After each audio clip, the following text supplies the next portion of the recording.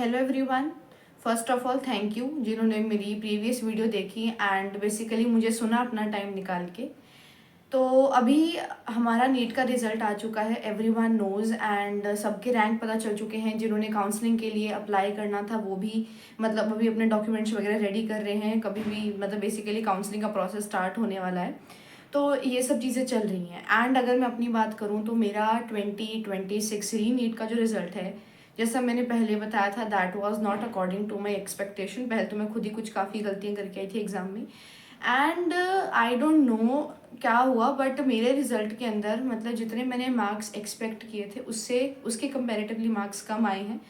अब मैं ये नहीं देखने वाली कि OMR में मैंने किस क्वेश्चन में गलती करी, या फिर बेसिकली मैं ऐसा कुछ भी नहीं देखने वाली, बिकॉज कोई मतलब नहीं है, अब तो रिज़ल्ट आ ही चुका है। एंड जहाँ तक मैं रैंक की बात करूँ तो जितनी मैंने रैंक प्रिडिक्ट की थी वो उसी के अराउंड ही मेरी रैंक आई है।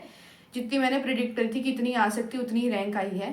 तो अगर मैं आपको मतलब ओवरऑल बताना चाहूँ तो मैं मतलब अपनी स्टेट में मुझे गवर्नमेंट मेडिकल कॉलेज नहीं मिल रहा है, एंड BDS और BMS और BHMS इन सब कोर्सेज में मेरा उतना ज़्यादा इंटरेस्ट नहीं है कि वो मैं आगे कंटिन्यू कर पाऊँ। एंड जो मैंने सेकंड ऑप्शंस कंसिडर करे थे नीट के लिए, तो मैं उसके लिए काउंसलिंग करवाने वाली हूँ। मतलब BDS और BMS वेटनरी, इनके अलावा भी कुछ कोर्सेज हैं। काफ़ी सारे कॉलेजेस एक्सेप्ट करते हैं नीट के स्कोर को, तो मैं वहाँ पे अप्लाई करने वाली हूँ। हालांकि मैं पहले पार्शल का सोच रही थी कि पार्शल लेके चलो मतलब मैं करूँगी, बट मुझे लगता है कि वैसे ही हमारे 3 महीने इस री नीट के चक्कर में, री नीट के रिजल्ट में और इन सब में ऑलरेडी जा चुके हैं।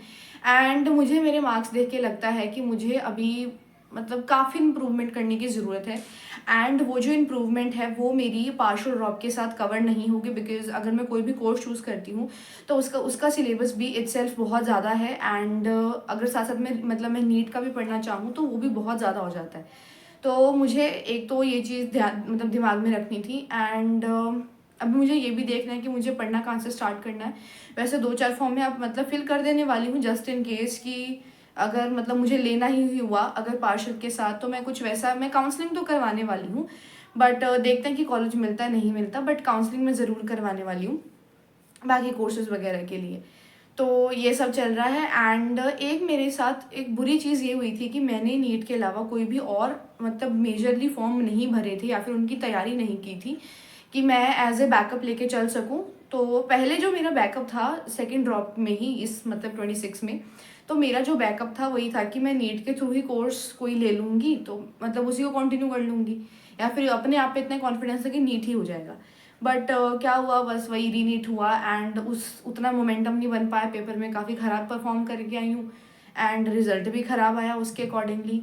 तो अभी बहुत ज़्यादा कन्फ्यूजन चल रही है, बट इन सब कन्फ्यूजन्स के बीच में मैं एक कंक्लूजन पे निकल के आई हूँ अभी, दैट मेरे पास ड्रॉप लेने के अलावा और कोई ऑप्शन ही नहीं है कि जिसमें मेरा इंटरेस्ट हो या फिर मैं कोई कोर्स परस्यू कर सकूँ। मेरा मतलब ऐसा कुछ है ही नहीं, मेरे पास कोई और ऑप्शन ही नहीं है जिसकी तरफ मैं जा पाऊँ।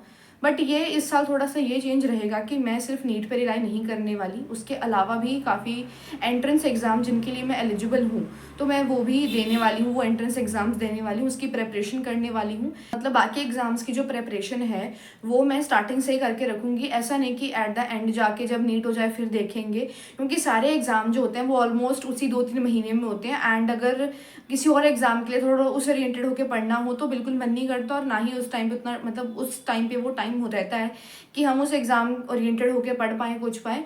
तो मेरा पहले से यही रहने वाला है कि अगर नीट नहीं या कुछ स्कैम होता है अगले साल या मेरा नहीं हो पाता है कुछ, तो मैं दूसरे एग्ज़ाम्स की प्रिपरेशन करूँ। बिकॉज मुझे लगता है कि किसी भी एक ऐसे प्राइवेट कॉलेज में जाने से जहाँ मेरा कोई इंटरेस्ट नहीं है, वहाँ मुझे कोई क्लिनिकल एक्सपोजर ना मिले, या फिर मतलब बाकी कोर्सेज़ के लिए मैं बात कर रही हूँ कि मुझे कोई ऐसा क्लिनिकल एक्सपोजर ना मिले आगे, क्योंकि बिकॉज ऐसा नहीं है कि अभी उसके लिए कि चलो कुछ नहीं मिल रहा मुझे उस लूप से निकलना, मैं कोई कोर्स ले लेती हूँ आगे कर लें। अगर कहने को हम बोल देते हैं कि करियर बनाना वो ये सब खुद के हाथ में होता है, हर चीज़ में ऑप्शंस होते हैं, ये होते हैं, बट ऑप्शंस जनरली बहुत लिमिटेड होते हैं।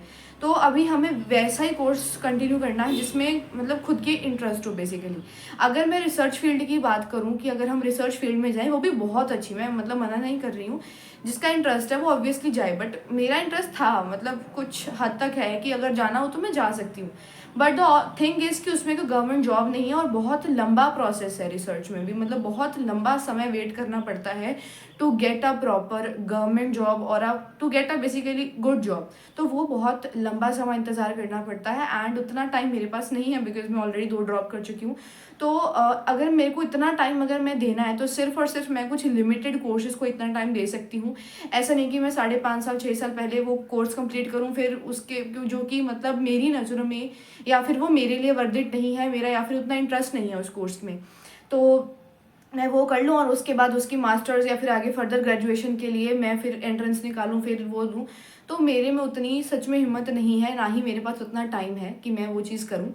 सो अभी मैं इसी कंक्लूजन पे आई हूँ कि मुझे ड्रॉप लेना ही पड़ेगा। सो मुझे अपना थर्ड ड्रॉप लेना ही पड़ेगा। मेरे 2 ड्रॉप हो चुके हैं बट मुझे थर्ड ड्रॉप लेना पड़ेगा because I don't have any option. क्योंकि लेने को मैं मतलब कोई कोर्स ले लेती, बट मैंने अपने लिए वैसे दरवाजे ही खोल कर नहीं रखे, या फिर मैं पहले से ही वो चीज़ मैंने कंसिडर ही नहीं की थी क्योंकि और एग्ज़ाम या कोई कोर्स और लेंगे। और जब तक रीनीट वगैरह हुआ तब तक ऑलमोस्ट जितने भी दूसरे गवर्नमेंट एग्ज़ाम्स हैं उन सब की जो डेट है रिज़ल्ट है सब आ चुका था। तो that's a very difficult decision for me and as well as my family कि भाई ड्रॉप लेना पड़ेगा।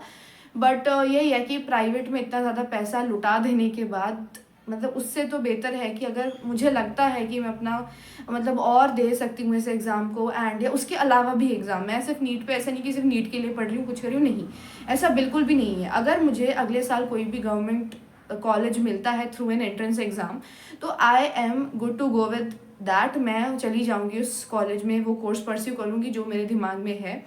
तो that's it for this video. मैंने अपना बता दिया कि मैं क्या करने वाली हूँ।